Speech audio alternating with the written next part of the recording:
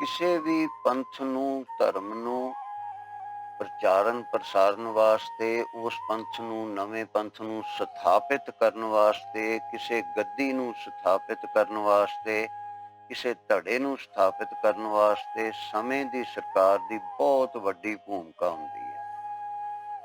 ਜਿਸ ਪੰਥ ਨੂੰ, ਜਿਸ ਗੱਦੀ ਨੂੰ, ਜਿਸ ਧੜੇ ਨੂੰ ਸਮੇਂ ਦੀ ਸਰਕਾਰ ਸਥਾਪਿਤ ਕਰਨਾ ਚਾਹੇਗੀ, ਉਹ ਪੰਥ ਹੀ ਚੱਲੇਗਾ, ਵਧੇ ਫੁੱਲੇਗਾ। ਸਰਕਾਰ ਨਾਲ ਟੱਕਰ ਲੈ ਕੇ ਕੋਈ ਵੀ ਪੰਥ ਦਾ ਵਧਣਾ ਅਤਿਅੰਤ ਕਠਿਨ ਹੈ, ਕੁਝ ਹੱਦ ਤੱਕ ਤਾਂ ਅਸੰਭਵ ਹੈ। ਅਤੇ ਗੱਦੀ ਚੱਲਣ ਦਾ ਵੀ ਇਸੇ ਤਰ੍ਹਾਂ ਹੀ ਹੈ, ਕਿਉਂਕਿ ਜਿਸ ਧੜੇ ਨੂੰ ਸਥਾਪਿਤ ਸਰਕਾਰ ਸਮੇਂ ਦੀ ਕਰੇਗੀ, ਉਹ ਧੜਾ ਹੀ ਸਥਾਪਿਤ ਹੋਏਗਾ।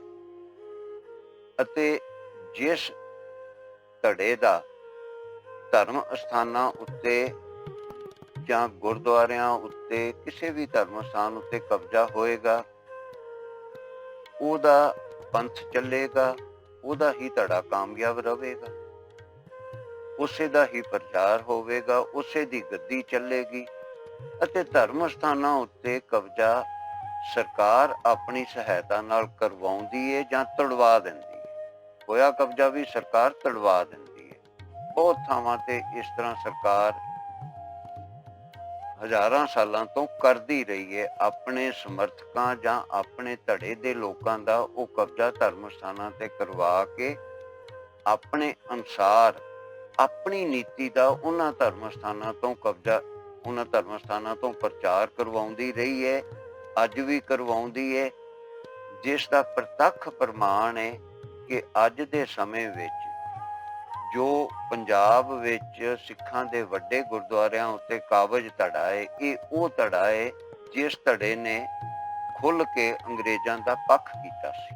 ਉਹ ਪਹਿਲੋਂ ਉਹਨਾਂ ਨੇ ਉਸ ਧੜੇ ਦਾ ਭਾਵ ਸਿੰਘ ਸਭਾ ਬਣਾਈ ਤੇ ਉਹਨਾਂ ਦਾ ਕਬਜ਼ਾ ਕਰਵਾਇਆ, ਪੁਜਾਰੀਆਂ ਨੂੰ ਖਰੀਦਿਆ ਤੇ ਆਪਣੇ ਪੱਖੀਆਂ ਦਾ ਗੁਰਦੁਆਰਿਆਂ ਉੱਤੇ ਕਬਜ਼ਾ ਕਰਵਾਇਆ।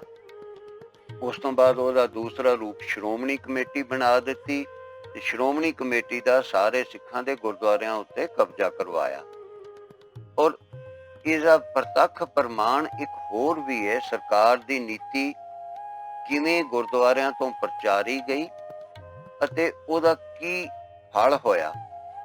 ਸਰਕਾਰ ਨੇ ਪੁਜਾਰੀਆਂ ਨੂੰ ਖਰੀਦ ਕੇ, ਆਪਣੇ ਚਾਪਲੂਸਾਂ ਨੂੰ ਖਰੀਦ ਕੇ, ਉਹਨਾਂ ਦਾ ਅੰਗਰੇਜ਼ ਸਰਕਾਰ ਨੇ ਜਦੋਂ ਕਬਜ਼ਾ ਕਰਵਾਇਆ, ਉਹਦੇ ਕਰਕੇ ਜਿਹੜਾ ਪੂਰੇ ਦਾ ਪੂਰਾ ਸਿੱਖ ਪੰਥ ਸਦਾ ਹੀ ਦੇਸ਼ ਭਗਤ ਅਤੇ ਪੰਥ ਭਗਤ ਸੀ, ਉਸ ਦੇਸ਼ ਭਗਤ ਪੰਥ ਦੀ ਸੋਚ ਬਦਲ ਦਿੱਤੀ, ਦਿਮਾਗ ਹੀ ਘੁਮਾ ਦਿੱਤਾ, ਜਿਹਨੂੰ ਅੰਗਰੇਜ਼ੀ 'ਚ ਕਹਿੰਦੇ ਨੇ ਬ੍ਰੇਨ ਵਾਸ਼ ਕਰ ਦਿੱਤਾ ਤੇ ਉਹਨਾਂ ਨੂੰ ਅੰਗਰੇਜ਼ ਭਗਤ ਬਣਾ ਦਿੱਤਾ।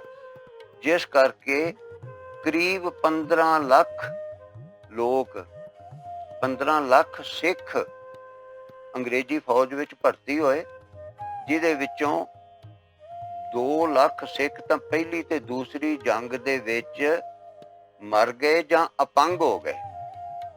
ਉਸ ਤੋਂ ਬਿਨਾਂ ਬਾਕੀ ਛੋਟੀਆਂ ਜੰਗਾਂ ਵਿੱਚ ਕਿੰਨੇ ਲੱਖਾਂ ਸਿੱਖ ਮਰੇ, ਉਹ ਗਿਣਤੀ ਇੱਕ ਵੱਖਰੀ ਹੈ। ਭਾਵ ਇਹ ਹੈ ਕਿ ਇਹ ਏਡੀ ਵੱਡੀ ਗਿਣਤੀ ਵਿੱਚ ਦੇਸ਼ ਭਗਤ ਸਿੱਖਾਂ ਦਾ ਇੱਕਦਮ ਆਪਣੀ ਸੋਚ ਬਦਲ ਕੇ ਅੰਗਰੇਜ਼ ਭਗਤ ਬਣ ਜਾਣਾ ਤੇ ਅੰਗਰੇਜ਼ਾਂ ਵੱਲੋਂ ਦੇਸ਼ ਭਗਤਾਂ ਨੂੰ ਮਾਰਨਾ ਜਾਂ ਹੋਰ ਦੇਸ਼ ਭਗਤਾਂ ਨੂੰ ਬਾਹਰਲੇ ਦੇਸ਼ਾਂ ਵਿੱਚ ਵੀ ਜਾ ਕੇ ਉਹਨਾਂ ਨੂੰ ਗੁਲਾਮ ਬਣਾਉਣਾ ਤੇ ਅੰਗਰੇਜ਼ਾਂ ਦੇ ਅਧੀਨ ਕਰਨਾ, ਇਹ ਕੰਮ ਸਰਕਾਰ ਨੇ ਗੁਰਦੁਆਰਿਆਂ ਦੇ ਰਾਹੀਂ ਸਿੱਖਾਂ ਦੇ ਮਨ ਦੇ ਵਿੱਚ ਆਪਣੀ ਨੀਤੀ ਬਿਠਾ ਕੇ ਕਰਵਾਇਆ, ਤਾਂ ਹੀ ਅੰਗਰੇਜ਼ ਸਰਕਾਰ ਨੂੰ ਕਾਮਯਾਬੀ ਮਿਲੀ। ਇਸ ਕਰਕੇ ਮੇਰੀ ਇਸ ਸਾਰੀ ਗੱਲ ਕਹਿਣ ਦਾ ਭਾਵ ਇਹ ਹੈ ਕਿ ਸਮੇਂ ਦੀ ਸਰਕਾਰ ਜਿਸ ਧੜੇ ਨੂੰ, ਜਿਸ ਗੱਦੀ ਨੂੰ, ਜਿਸ ਪੰਥ ਨੂੰ ਵਧਾਉਣਾ ਚਾਹੇਗੀ, ਉਹ ਹੀ ਵਧੇਗਾ।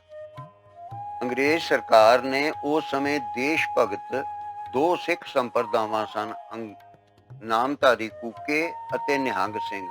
ਉਹਨਾਂ ਦੋਵਾਂ ਦਾ ਕਿਸੇ ਵੀ ਗੁਰਦੁਆਰੇ ਉੱਤੇ ਕਬਜ਼ਾ ਨਹੀਂ ਰਹਿਣ ਦਿੱਤਾ। ਸੋ ਇਸ ਕਰਕੇ ਉਹਨਾਂ ਨੇ ਆਪਣੇ ਚਾਪਲੂਸਾਂ ਦਾ ਕਬਜ਼ਾ ਕਰਵਾਇਆ ਤੇ ਉਹਨਾਂ ਤੋਂ ਆਪਣੇ ਪੱਖ ਵਿੱਚ ਪ੍ਰਚਾਰ ਕਰਵਾ ਕੇ ਨੀਤੀ ਹੀ ਬਦਲ ਦਿੱਤੀ। ਸੋ ਇਸ ਕਰਕੇ ਸਮੇਂ ਦੀ ਸਰਕਾਰ ਦਾ ਕਿਸੇ ਵੀ ਪੰਥ ਨੂੰ ਸਥਾਪਿਤ ਕਰਨ ਵਿੱਚ ਜਾਂ ਉਹਨੂੰ ਵਧਾਉਣ 'ਚ, ਪ੍ਰਫੁੱਲਿਤ ਕਰਨ ਵਿੱਚ, ਕਿਸੇ ਦੀ ਗੱਦੀ ਚਲਾਉਣ ਵਿੱਚ ਬਹੁਤ ਵੱਡਾ ਹੱਥ ਹੁੰਦਾ ਹੈ, ਅਤੇ ਉਹਦੇ ਵਾਸਤੇ ਧਰਮ ਅਸਥਾਨਾਂ ਤੇ ਸਰਕਾਰ ਕਬਜ਼ਾ ਕਰਵਾਉਂਦੀ ਏ। ਜੇ ਦੂਸਰੇ ਉਹਨਾਂ ਦੇ ਵਿਰੋਧੀ ਧੜੇ ਦਾ ਹੋਵੇ ਤਾਂ ਉਹਨਾਂ ਦਾ ਕਬਜ਼ਾ ਸਰਕਾਰ ਤੁੜਵਾ ਦਿੰਦੀ ਹੈ। ਇਸ ਕਰਕੇ ਸਮੇਂ ਦੀ ਸਰਕਾਰ ਦੀ ਸਹਾਇਤਾ ਨਾਲ ਹੀ ਬਹੁਤ ਸਾਰੇ ਪੰਥ ਜਿਹੜੇ ਨੇ ਉਹ ਵਧੇ ਨੇ, ਜਿਨ੍ਹਾਂ ਦਾ ਮੈਂ ਨਾਂ ਨਹੀਂ ਲੈਣਾ ਚਾਹੁੰਦਾ, ਪਰ ਅੱਜ ਜਿਹੜੇ ਪੰਥ ਬਹੁਤ ਜ਼ਿਆਦਾ ਫੈਲ ਗਏ ਨੇ, ਕਦੀ ਇਹਨਾਂ ਨੇ ਸਮੇਂ ਦੀ ਸਰਕਾਰ ਦੀ ਬਹੁਤ ਵੱਡੀ ਸਹਾਇਤਾ ਕੀਤੀ ਸੀ ਤੇ ਸਰਕਾਰ ਨੇ ਇਹਨਾਂ ਨੂੰ ਠੋਕ ਕੇ ਇਹਨਾਂ ਦਾ ਪੱਖ ਕੀਤਾ ਸੀ।